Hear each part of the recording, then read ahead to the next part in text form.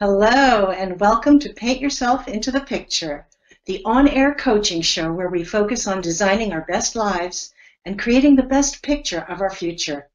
I'm Reba Linker, best-selling author and coach, and I'm so glad you're here. My guest today is Barry Selby, known as the love doctor to his friends and clients.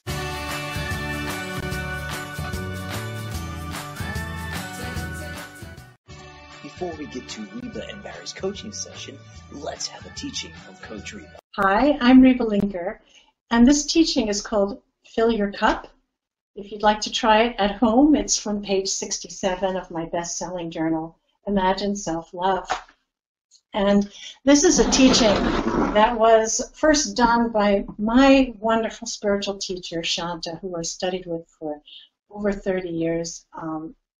May her name be blessed. And it involves some pictures of water. So I'm going to focus the camera down a little bit here. And the first thing I'm going to do is add a couple of drops of blue food coloring to the water, just to increase their visibility as we do this exercise. Isn't that pretty? Then we add a squirt more. I think that's okay. Alrighty, so this is actually makes me feel like I have a cooking show, which is a lot of fun. And I'm going to bring over some dishes here. And we all hear a lot about the phrase, fill your own cup. And there's nothing as powerful as seeing what that really looks like when you do it. And what I would like you to imagine, of course, that this cup is you. And the next bowl is your family or your closest friends, your dearest friends. And the next plate down is your wider community. And then the next plate down would be your city. So all this is radiating out from you. And then the next plate down from that would be your country. And then this whole dish would be the world. And of course, if I had more dishes, we could go on to the universe. And the saying is, my cup runneth over. And fill your own cup.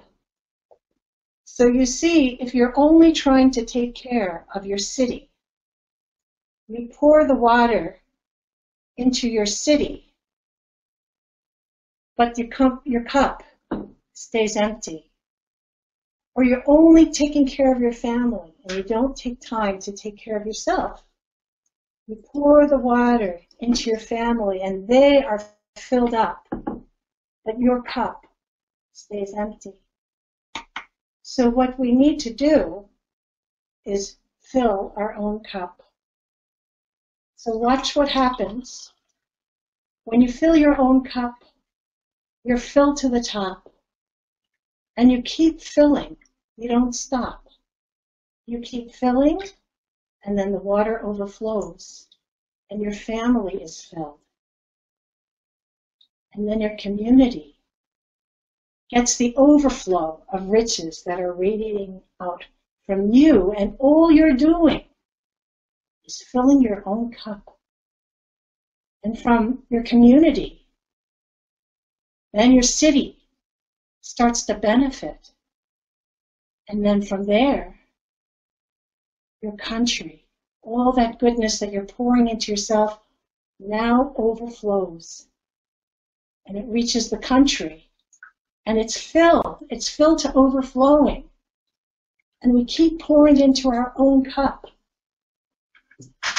And when one jug is empty, we just keep on picking up another one. And it's endless. We're filling up from the source, and we keep filling, and that goodness overflows to reach from us to our family and to everything around. Now I want to point something out here. I want to move the camera so I can talk to you. You can see my face, and I can look into your eyes. Everybody talks about fill your own cup. And the eyes are on the cup, and that's correct. But I want to also bring attention to this hand that's holding the jug. this hand that's making the decision to pour the water either out here or directly into the middle, into the cup. So I just want you to think about that image. And if and when you do this exercise at home, you really pay attention to the hand that's doing the pouring, as well as the hand that represents you, and begin to meditate upon the power that is in your hands. This is self-love. Self-love is not just in the cup, but self-love is also in the hand that pours into the cup. So that's a decision that we make. That's something we do of our own volition. We are the ones that decide where to pour the water. So fill your own cups and practice self-love, and realize and understand that the power is in your hands to fill your cup. Blessings. May your cups be full to overflowing. But the idea that I can, then at the hotel, I walked into the lobby, walked into the ballroom where the event is happening, at the back of the room, and I already know what I don't as much I know what I'm going to say, but I know what I'm going to say has impact. It's almost like it's in me versus I've got a script. I'm not using a script in there because I don't need to. Right. So I'm looking around the room. The room is full. It's a wonderful audience. I can feel the love in the room. My friend my connection who's on stage is leading the room, very happy, very enthusiastic, got the room in the palm of the hand, and is about to introduce me. And she and I have a great rapport. She's also a speaker, and we've known each other for a long time, and she loves what I talk about. And so she's really, to be honest, almost overselling me. It's kind of embarrassing, but I love it. And so she's front, and she basically welcomes me up, and I've got my wireless microphone on, and walking up stage, and there's applause going, there's cheering, there's music playing, and she welcomes me up stage, and we have a big hug. And then she leads me on stage in front of the audience, and I'm just almost floored by the love that's coming from the audience. I can feel it, I can see it. And at the same time, I won't say it's a hunger, but there's a question in their hearts that they know that I've got the answer for. And so I start talking to them, and the feeling of being in the right place at the right time, doing the right thing, is almost overwhelming. That I know this is what I'm doing and what I'm supposed to be doing. And I can feel the rightness of it, or the attunement that I'm supposed to have done this a long time ago, but I'm stepping to it now. And as I'm speaking, and I feel so much coming through, almost like I've got the wings of angels behind me or something mystical, but I just feel that I'm being here to serve. And then what's coming through is touching every individual heart, because nothing I could have prepared would have fit the audience. Nothing I could have rehearsed, because this audience is right here. It's immediate. It's this audience that has a need for what I have to share, that's coming through me from the right place, so they get it, what they need to have in the first place. You know what's interesting about your, I just want to, it's a beautiful picture, and you've really given me a very, very good picture, given yourself a very good picture of where you're going. And I have to say, you're actually a couple of steps ahead of my program. Oops. I've done some work, what can I say? Which is just fine. But what I want to rewind? No, not at all. It was great, because really what you did was you went from kind of the outside. I have a thing about the external versus the internal distinction I make, and you really went from that outside and what you were getting from everybody, and sort of that love and that adulation that, of course, we all love it, no shame there. So, but what I love that you did was, when in the end you went to that feeling of, I know I'm doing what I'm meant to be doing, and I feel like the angels are behind me applauding, saying, finally you're doing, yes, to what you've been meant all along to be doing. So it's that inner peace that I think holds the key for you. And what I'd love for you to do, and you've expressed it in several ways of doing, something in the sense of doing what you're meant to do, and also in service. Yes. And those, I think, are really wonderful North Stars. Mm-hmm. And I want to isolate that North Star away from all the trappings. So forget the audience and the hotel lobby and just hold on. So just hold on to the North Star, which is your inner goal. And that's what I do with the program, is you isolate that North Star, and that can become the guide to your life. Got it. So as you're stepping toward this vision, which is always, and for me as well as you, it's always the exciting vision. It's like we've all rehearsed our Oscar acceptance speech, right? Right. Never mind that we're not in any films, but we've all not that we're aware of. So we've got those great visions, but I think having the inner North Star enables us to move toward the vision at the same time that we're not making the vision the only goal.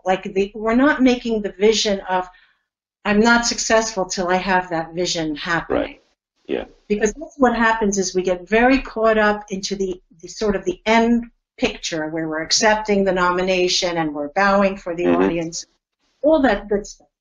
So how would you use your inner North Star as your guiding light in your every waking moment? For me, it is the feeling, that sense of being a service, of being used and being in a way that's effective, and I can feel the rightness of what's coming through. It's almost like having that as being my anchor, because just quick sidebar, as you said, maybe I'm ahead of the program, but I haven't done this. I mean, because I've done, I've got a lot of background in my own work as well.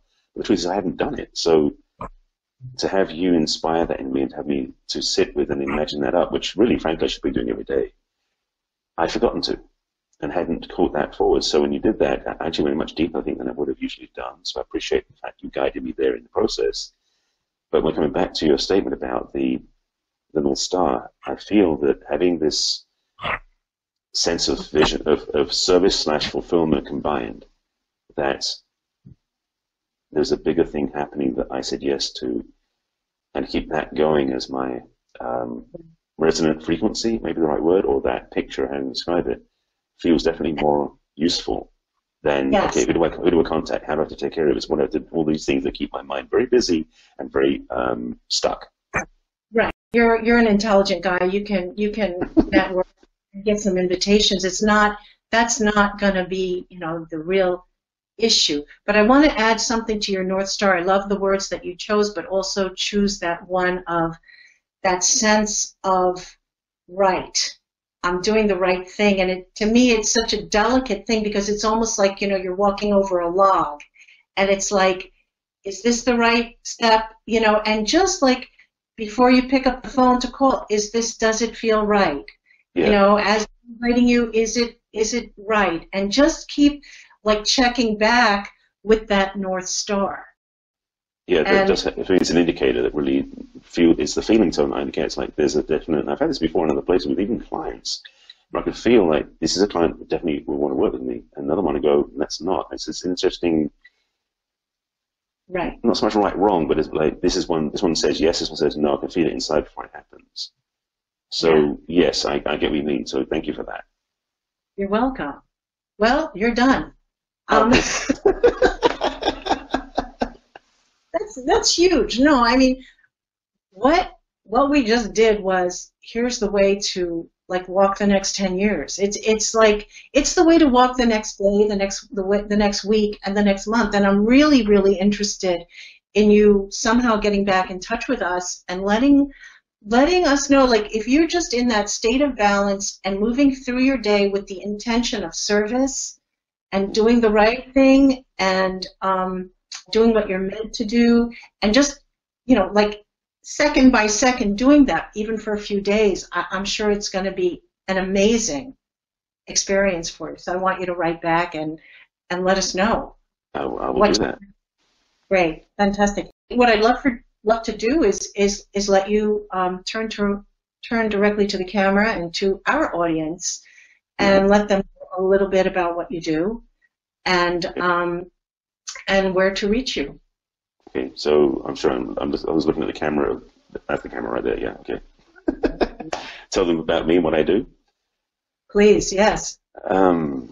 Well, as Reba's already shared about me, I am #1 best-selling author and a speaker and relationship expert, transformation expert. I love helping my clients, mostly women, to really heal their heart, own their feminine power, the mastery, actually, not power, the feminine mastery, to both change the world and attract amazing relationships. That's my real fulfillment, joy, and passion.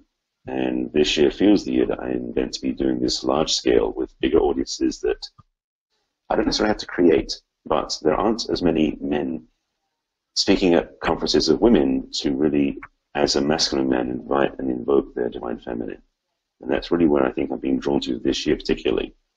And that's my passion that's been undergirding everything I've been doing, is I love helping women step into their mastery, but not as a masculine energy, which is what they've been trained to for the most, since 1960s with sex feminist movement. Anyway, I'm not getting into the technical stuff, but that's really my joy and my service, to really help women flow in their grace, but also their power that they maybe not have owned before. That's wonderful. And where can people reach you? What is your website? Right now I'm rebranding the stuff, but the best way to reach me is my name. So barryselby.com. That's the way to find me. Fantastic. Well, you have your homework from me, and I hope you do it. And I have another question for you that I want to just pose to you, which is, how can what you know about relationships, what I'd love for you to do is to come up with 3 concrete things that you can do in your new career goals that you've learned from what you teach. Ooh, so send it back to myself. Interesting. Yeah. Of course. Okay. You want them right now? All 3? If you have, that'd be great. The first one is easy, because the first one you actually told me, because you said it in the feedback about the self-love part. This is one of the things I give my clients every single time. So it's like, I do it on occasion, but doing it more emphatically, and also tying into this feeling of what we just expressed. To spend the time looking in the mirror and spending time in my own heart to really own my own self-love, self-support, and self-ownership of what I already know, which is something that I know, but I need to do. So that's a good practice for myself to do every day as a rebuilding process for myself. That's one. Secondly, actually, it feels like, is what you just gave me again in the paint stuff in the picture, is to actually do the visioning, or spend 5 minutes just to imagine in my mind this experience, to walk in front of stage and see how it feels, because it anchors that anchors the energy of pulling me where I want to go. So that's kind of like, and that's what I do again with my clients for coaching for a relationship. I help them vision their relationship. So this is a very interesting parallel. And just to remind you to vision both the externals and all that excitement, but also, like, how do you feel when you check into the hotel room, and how do you feel when you have that breakfast, that muffin, in the lobby? Right. So, really paint yourself into the whole picture so that you begin to really understand what it feels like to you as a lifestyle. Yes. I love it. Yeah, that really speaks to me. I like that a lot. And I've had glimpses of it, but not made it a priority. So that's definitely homework I'll take on as a priority, because something, again, I can do in my own space, my own time, anytime. There's 2. Third one. Third one. Actually, the third one, I think, because as I already spent quite a bit of time in online, in live stream apps and other places talking, to once I'm doing those, add to the feeling of how it would be to be speaking to a bigger audience than I am speaking to. So I keep opening up the space to a larger reception of what I'm saying. So not just doing it, but also the feeling of how it feels to be a bigger audience than I actually see. So I'm just always practicing. I love that. And how did you draw that? I mean, to me, that resonates with me, because I'm a very big believer in intention, and that is like just that intention that people are seeing and listening and hearing and getting excited about what you're saying is huge. But how does that connect, just out of curiosity, how does that connect for you with your relationship work that you do with your clients? Well, because the thing is, in my work, my clients, a large part of the work is the vision of what they want to create. I help them really, first of all, start with the vision board, usually because that's the easy thing to do. People know what vision boards are. But then, like Alice in Wonderland, I have them walk through the looking glass of the vision board and take it on and walk into the future. It's 3 months, 6 months, first date, first anniversary, whatever the things are. So they can sit back and go, okay, now try this on for you. How does it feel? Like mocking up inner awareness. Right. So in some ways, it's almost kind of the embodiment of the picture, so they can feel it and really, one, course correct, but two, make it more magnetic. What I'm very clear about, and I've learned for many years, is that the feeling tone of what we are attracting becomes a magnet more powerfully than our mind can ever do. Yes, for sure. Yes, and also, back to the self-love part. That's so huge because, certainly in relationships, how will a woman know how somebody should treat her well if she doesn't know how to treat herself well? So, exactly. Absolutely, the self-love. Can we do some of that for you? Can we apply some of that more than just self-love exercise, but a real self-appreciation of who you are and what you offer? I mean, I think that would be another. I'm adding to your homework here. Sorry. It is my client. It's only fair it's turnabout. I'm that kind of teacher, but really, really honor. A lot of us, we want to be heard and we want to be seen, and I think that's just perfectly normal. That's just a part of human nature to want to be seen and heard. But a big part of it, I think, is also, a little bit of wounded child, where we're, yes. Really need to be work on loving ourselves and listening to ourselves. Like if we want someone to listen to you, then to turn around and really, really listen and really honor what's inside of you. And I really hope you'll do that, because I know you have so much to offer, and I'm really excited actually about seeing you expand your reach and really step out, with in a bright, shiny way that's just going to attract millions to you. So I think self-love is so important. Well, I would say, just from a observation point of view with self-love, to do things that big, having watched people I know in the industry go on stage without that self-love, it becomes so ego required and painful, because I've seen people go through collapses and implosions where they weren't able to handle it. I know the self-love is almost it's a requirement to be able to step on stage safely and to be in front of an audience openly and vulnerably without being self-destructing. So I know it's a requirement. That's a brilliant insight, and it also is a really, excuse me, sorry. It's a brilliant insight, and it's a really wonderful, it's almost that we're doing these stepping forward things as a purification for ourselves, if you could use those words. Like this step that you're taking demands that that you internalize all your teachings if you want to be safe on stage. So, like, I'm surprised by that. Yeah, that's great. I mean, that's the brilliance about setting yourself up as a thought leader. It's that you have to embody it. So I think we have a few more minutes. If you have any other questions for me, go ahead. Or I think I'm complete. I mean, I love what you're doing, and I love that this is a book that you're bringing out. It's great to bring, and it's funny because visualization and stepping into that vision is stuff that I know of, but I've not seen people doing it really the way you're doing it. So I like what you're bringing forward, and it's very accessible. So maybe just because I don't want to toot my own horn, but maybe because I've done some work, it made it easier. I'd love to know how you'd work with people who haven't done this or any other work before, how easy or comfortable it is for you to work with those people, how they are coming to you, how you shift them. Yeah, I tend to work, I tend to believe that the simplest ideas are the most powerful, and I tend to work with very simple, doable exercises. So what happens is everybody does them on their level, and I have a whole lot of compassion for that because I was that young person wanting the dance studio and the classes and the parties and the systems. So I totally get being enamored of the outside picture, wanting to be accepting that Oscar statuette. I get it. But so people do it on the level that they're at. And if they're excited about that part, that's great because I think what happens is these excitements, they lead us forward on our dreams.